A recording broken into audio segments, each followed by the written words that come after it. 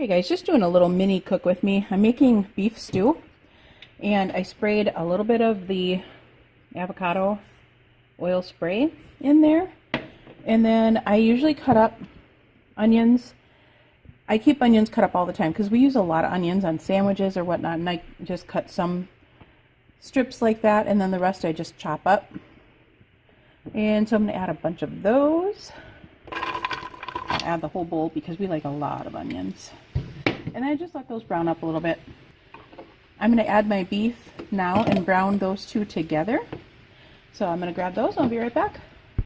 My beef I always keep in a little, I got one of these, just these Ziploc boxes, and I keep my thawing meat in there just so they don't drool all over my fridge because I can't stand that. So yeah, that's what I usually do for that. And I just used it's Black Angus for stroganoff beef, and it's just under a pound. I'm going to weigh that out in 2 ounces though to make sure I got the correct amount. Okay guys, I have just under 8 ounces here. That is all I'm going to use in my beef stew. I saved that much out, and I'm going to make just a beef stir fry with that.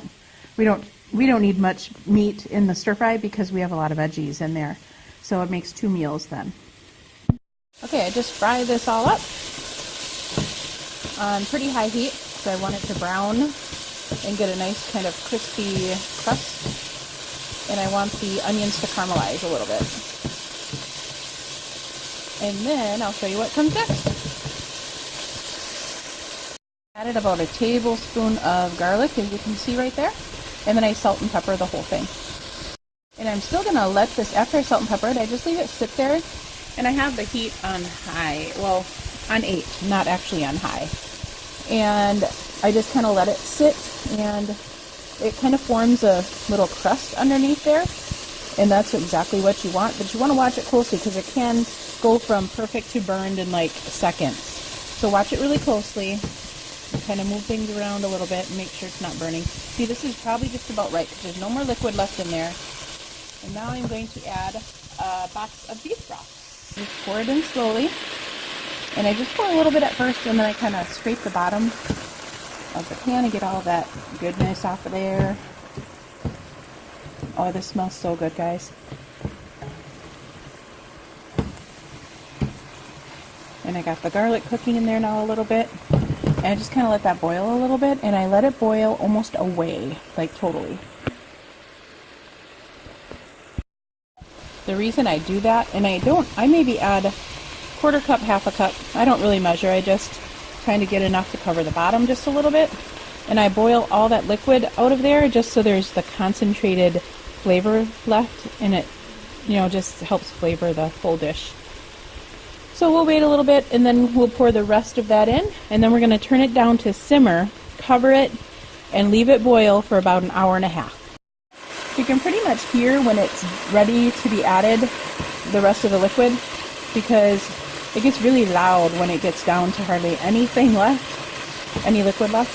So when you hear that loud sizzling, you want to make sure you're in here watching it and stirring it often. And you can see that it's pretty much almost gone now.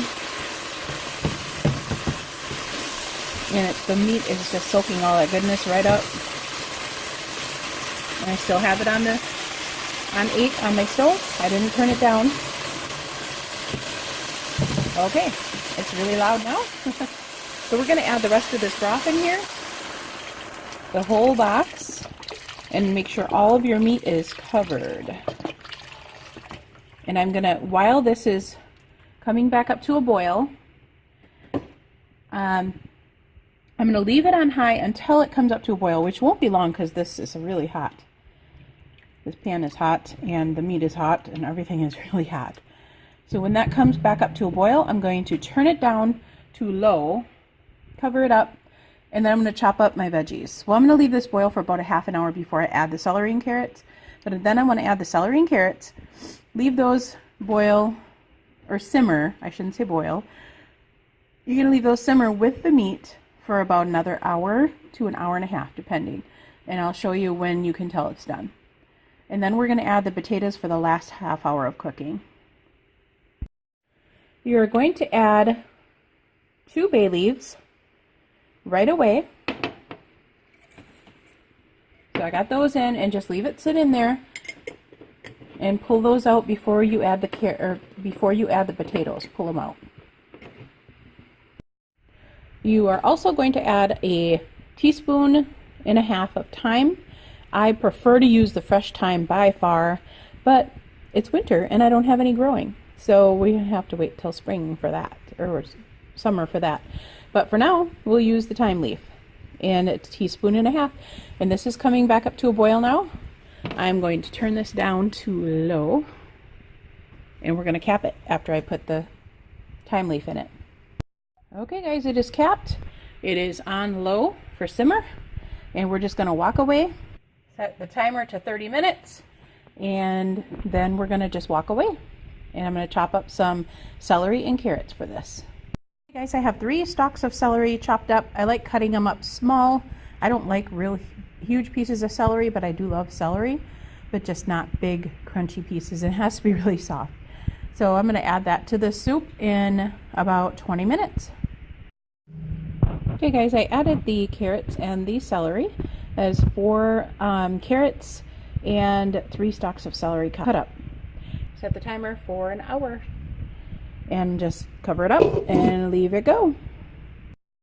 Okay, got the potatoes all cut up into cubes, and when the buzzer rings off in an hour, I will throw these in and then put the timer on for another half an hour. Okay guys, I just added 10 ounces of potatoes. This looks fabulous, and I'm going to leave this simmer for another half an hour, and then I will check it at that time. Okay guys, I put about 1.5 teaspoons of the better than bullion into there. The potatoes are pretty tender. I'm going to let it go the half hour buzzer just rang off. I'm going to let it go about another 15-20 minutes yet, but I did add that in there. The beef is also nice and tender in there, guys. That's why you leave it boil for 1.5 hours to 2 hours, because that beef gets really, really tender, and it's super good right now. Okay guys, it's been about another 20 minutes, and I'm taking out the bay leaves. I forgot to take them out before I cook the potatoes, but it doesn't really matter as long as you take them out before you eat it. I am going to taste a little bit of this and make sure that it doesn't need any more of the bullion. And then what I'm going to do is get a little baggie with a little bit of beef broth and put in 2 tablespoons of cornstarch and just dump that in here. We're going to thicken this beef stew up, and then it's going to be done. I'll bring you back and show you that. Okay guys, it needed just a little bit more of the better than bullion beef flavoring, and I put maybe about another 1.5 teaspoons in there, so a total of 1 tablespoon for this whole pot. And now I'm going to let this sit for a little bit and let that melt up and stir it up, and then I'll bring you back to add the cornstarch and water, or the cornstarch and beef broth mixture. Okay guys, I have in a baggie 1/2 cup of the beef broth, and you can use any broth. You can use chicken, anything you have left over, or vegetable broth, or you can even use water. Just water it down a little bit more. I always buy the non-GMO cornstarch, because who wants GMOs in their cornstarch? So I have 1/2 cup and then 2 tablespoons of cornstarch in here. I will be adding it to my pot here, and then I'm going to add it slowly, because sometimes you don't need to add the full amount because you don't want it really super thick. And to do this, I'm going to turn up the heat also, just by a little bit. Let it start getting a little bit of a boil going there. Just start pouring it in slowly. And I poured about a little over half of it in there, and we're just going to stir it up and let it keep boiling. I'm going to turn up the heat to 8 until it gets a good boil in here. And then we'll turn it back down to simmer. Because this is pretty much done. It's just got to thicken up now. And this makes 4 servings. And they are quite large servings, and it's only 6 smart points, guys. It depends on how much of the potatoes you have in your bowl. that might be enough, but I'm just going to let it come to a boil and I'll bring you back in just a few minutes. Okay guys, I did end up adding the whole bag in there, and it is coming back up to a boil, and it'll thicken a little bit more as it sits too.